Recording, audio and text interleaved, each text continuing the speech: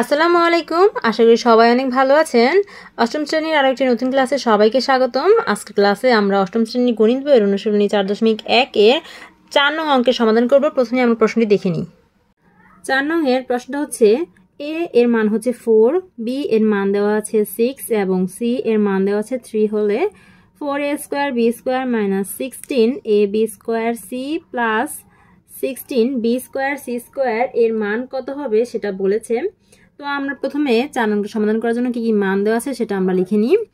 আমরা 4 নংটা দিয়ে লিখব। দেওয়া আছে কি দেওয়া আছে, a এর মান দেওয়া আছে 4, b এর মান দেওয়া আছে 6 এবং c এর মান দেওয়া আছে 3। আর যে রাশিটা দেওয়া আছে প্রদত্ত রাশি সেটা হচ্ছে, আচ্ছা এটা কোলন দিয়ে লিখতে হবে, 4a² b² - 16ab² c plus 16b² c²। এখন এই রাশিটার আমাদের মান কত সেটা বলেছে। রাশিটার মান বের করার জন্য আমরা এই রাশিটাকে কিভাবে লিখতে পারি খেয়াল করো। এই জিনিসটাকে আমরা লিখতে পারি কি 2ab তার হোল স্কয়ার লিখতে পারি, কারণ 2 এর উপরে স্কয়ার মানে 2 দুগুণে 4, এর উপরে স্কয়ার বি এর উপরে স্কয়ার, এটাই পাই আমরা।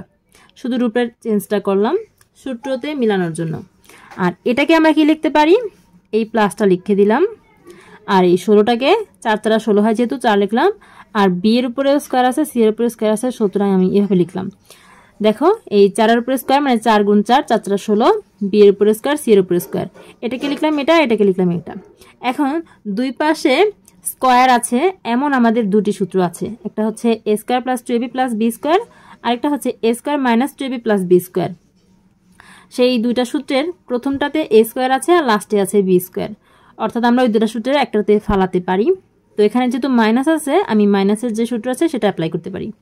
তো মাইনাস দিলাম আর সূত্র মিলানোর জন্য দিলাম 2, তারপর a আছে, এটাকে আমি ধরেছি a, লিখে দিলাম এটা দেখে দেখে, আর এটা লিখে দিলাম দেখে দেখে। এখন আমরা যে সূত্রটা মিলালাম, মানে সূত্র বানানোর জন্য এইভাবে লিখলাম, দেখতে হবে মানের কোনো পরিবর্তন হয়েছে কিনা। যদি কোনো বেশি কম লিখে থাকি তাহলে যোগ বিয়োগ করে দিব, আর যদি সমান হয়ে থাকে তাহলে তো বাস ফাইনাল। এখন দেখি কত হয়েছে। এটা হচ্ছে মাইনাস মাইনাস মিলে গেছে, 2 দুগুণে 4 4 4 16, এটাও মিলে গেছে। এখানে আছে a b মানে b² c, অর্থাৎ a b² c, পুরোটাকুই মিলে গেছে। তো আমাদের আর যোগ বিয়োগ করার প্রয়োজন নেই।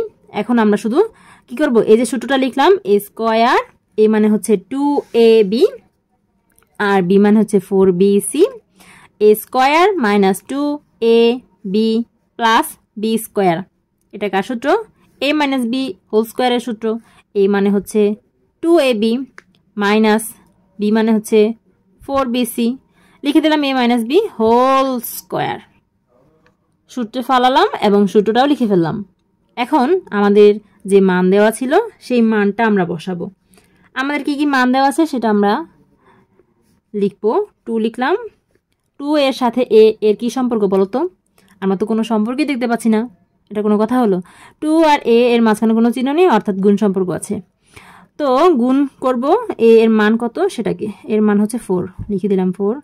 b এর মানটাও গুণ হবে, b এর মান কত 6, এটুকু গুণ করব, একসাথে লিখব গুণফলটা। তারপর আছে মাইনাস, তারপর 4, b এর মান কত 6, তারপর গুণ, c এর মান কত 3, এটুকু একসাথে গুণ করে গুণফল একসাথে লিখে দিব।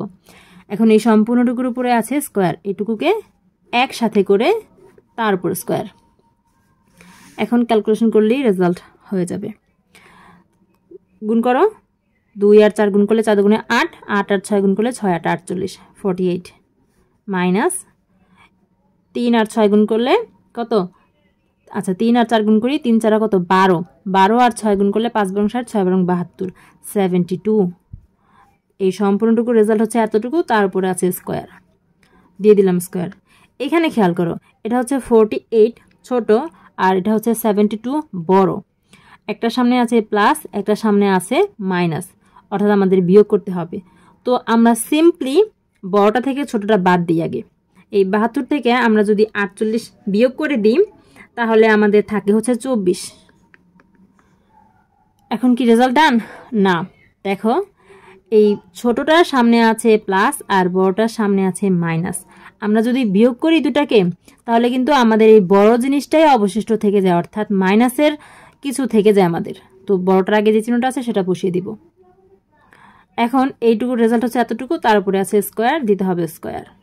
এখন এই মাইনাসের উপরে স্কোয়ার মানে মাইনাস দুবার লেখো, লিখে গুণ করো। মাইনাসে মাইনাসে গুণ করলে মাইনাসে মাইনাসে প্লাস, অর্থাৎ সামনে তো প্লাস চিহ্ন দেয় না। আর 24 এর উপরে স্কোয়ার মানে কি 24 গুণ 2? না, 24 এর উপরে স্কোয়ার মানে যে কোনো কিছুর উপর স্কোয়ার থাকলে সেই জিনিসটা দুইবার লেখো, লেখে গুণ করে দাও। 24 আর 24 গুণ করলে তোমরা রেজাল্ট পাবে 576, 576। এটাই হচ্ছে অ্যান্সার। দেখো অঙ্কটা কিন্তু খুবই সহজ ছিল। একবার বুঝে নিবে, প্রথমে সূত্র মুখস্থ করে নিবে, তারপর বুঝে নিবে, তারপর তোমরা নিজেরা খাতায় একা একা ট্রাই করবে, তাহলেই হয়ে যাবে। আর কয়েকবার অবশ্যই খাতায় করবে, তাহলে আরও ভালো হবে। শিক্ষার্থীরা আশা করি বুঝতে পেরেছো। দেখা হবে পরের ক্লাসে। ততক্ষণ পর্যন্ত সকলেই ভালো থেকো, সুস্থ থেকো আর আমাদের সাথেই থেকো। আল্লাহ হাফেজ।